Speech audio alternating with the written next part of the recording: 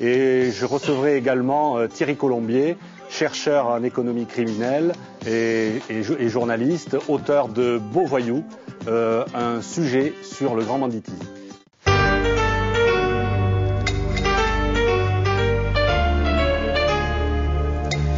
Bonjour à tous. On est tout de suite dans l'ambiance de film noir. Alors pourquoi avoir choisi Thierry Santiago? Alors Thierry Colombier, imaginez que c'est quelqu'un qui est natif d'un village du Tarn-et-Garonne, Verfeil-sur-Seille, qu'il planque à Toulouse en fait pour travailler dans le plus grand secret sur toute une série de romans, toute une série de sagas.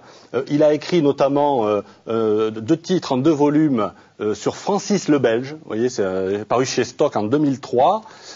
Et là, il signe un roman assez étonnant qui s'appelle Beau Voyou, sur un petit peu les aristocrates de la voyoucratie, du grand banditisme. Donc, comment est venu d'ailleurs ce titre et comment vous travaillez? Alors, beau voyou, il faut peut-être le définir, c'est vrai.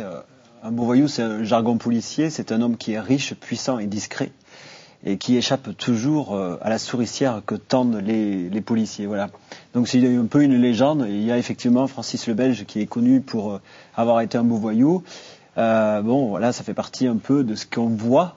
Mais il y a dans le grand banditisme en France toute une partie obscure, avec aussi de grands personnages comme ça qui ont traversé les années, qui sont toujours vivants d'ailleurs, parce que le principe c'est de toujours vivre, hein, c'est de ne pas mourir sur un braquage. C'est quand même un milieu où c'est un petit peu délicat de survivre. Voilà, donc je me suis intéressé à ces beaux voyous puisqu'ils ont écrit une grande page de l'histoire du crime français. Ça se situe surtout dans quelle période? Alors ça se situe à la fin des années 70, ça commence exactement en 1976. Alors, est-ce qu'il s'agit de la French Connection? Parce qu'il y a beaucoup question d'héroïne. Oui, c'est vrai.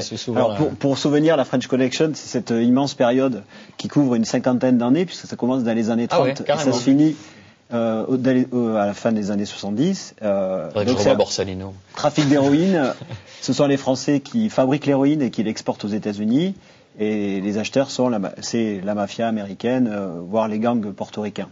Il y a des régions de la France qui sont plus affectées que d'autres par ce plutôt, trafic. Oui, plutôt le sud. Voilà. Donc le bassin méditerranéen. Oui. Alors on va pas. Oui, effectivement, c'est pas tout à fait le sud-ouest. On va dire que c'est plutôt le sud-est. Non, c'est France 3 Méditerranée. Hein. C'est pas France 3 Sud, hein, je vous rassure. Voilà. Dans tous les cas, ça se passe plus précisément à Marseille, puisque les grandes équipes de trafiquants de l'époque étaient basées à Marseille, puisqu'elles sont principalement corses d'origine. Et votre livre part une sorte de pavé dans la mare, quelque chose qui s'est rompu un petit peu dans ce code d'honneur du milieu, c'est le juge Michel qui se fait assassiner. Oui, alors ça c'est l'histoire du livre, c'est-à-dire c'est le point de départ. C'est à la fois le point de départ et le point d'arrivée, puisqu'effectivement ça a entraîné beaucoup de bouleversements. À travers mes recherches, je me suis à un moment donné focalisé sur la mort du juge Michel. Quelle année pour les téléspectateurs? 1981, octobre 1981. Très vieux, oui. Voilà, donc ça fait 27 ans. Et donc, le juge Michel est tué par qui à l'époque? On ne sait pas. Pendant 5 ans, on ne va pas savoir. C'est exceptionnel à l'époque. Il va y avoir une enquête énorme de la police, de la justice. Pendant 5 ans, on ne va pas savoir. Et puis, un beau jour, il y a un monsieur qui est pris en Suisse et qui va donner les noms des tueurs et du commanditaire. Une balance. Une balance. Voilà. Et cette balance fait partie de mes beaux voyous. Voilà. Puisque finalement, celui qui a tué le juge Michel, s'appelait Francis Girard, a été balancé par son meilleur ami. Comme quoi, on a beau être beau voyou, il n'allait pas moins que quand il faut sauver sa vie, on est prêt à donner son meilleur ami. Comment se passe votre enquête justement? On a accès à des archives? Alors pas du tout. Là c'est un peu iconoclaste et inédit, hein, parce que c'est la première fois que un chercheur, écrivain comme moi recueille. Parce qu'on n'a pas dit, effectivement, Thierry Colombier est chercheur en économie criminelle. Voilà. Donc j'ai recueilli le témoignage de plusieurs des personnages de l'époque. En direct, quoi. Sous couvert d'anonymat, évidemment. Tout à fait.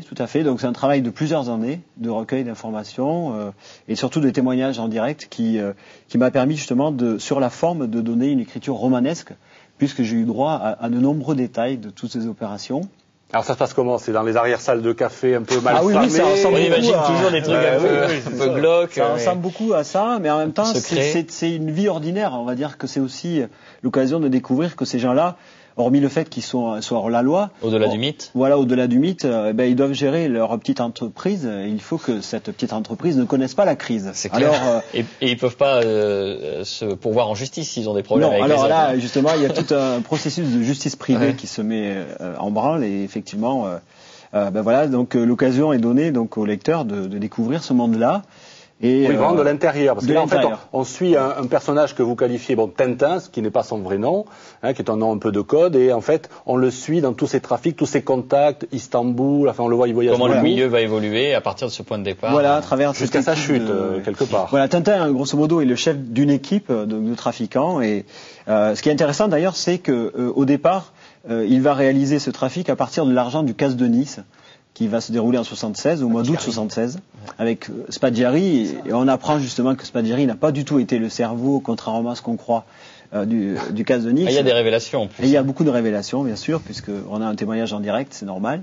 Et à partir, avec cet argent, il va courir le monde pour trouver la morphine base, qui va permettre de élaborer cette fameuse héroïne, la Marseillaise, qui est très connue dans le milieu, puisqu'elle est vendue très très cher. Et oui, parce qu'elle était très pure. Alors, je vous arrête là. Si vous voulez en savoir plus, parce que sinon on va tout dire, on va déflorer le sujet. Je rappelle le titre de votre livre, Beau Voyou, c'est chez Fayard. Santiago, vous vouliez. Et oui, je voulais dire également que Thierry Colombier est l'auteur d'un autre ouvrage qui s'appelle Le secret d'Arcadia, qui est également plutôt sur les affaires politico-financières. Et là, vous êtes fait des amis chez les francs-maçons. Voilà, et qui a une suite au mois de mai qui paraît. Alors, on a oublié tout à l'heure de préciser que Thierry Colombier, pour son ouvrage Beau Voyou, a reçu un prix aux États-Unis qui s'appelle le Mob Prize à Chicago, et qu'il sera remis en main propre par Robert De Niro. Rien que ça. Voilà. Joli. Alors, bravo. pas mal. Bravo. Donc, il faut le saluer. Alors, mais c'est un poisson d'avril ou c'est vrai? Mais c'est une information, donc ça la donne en primeur, un scoop, exactement. On est sur France 3 Sud, on est en France 3 Sud, on est une télévision sérieuse de service public.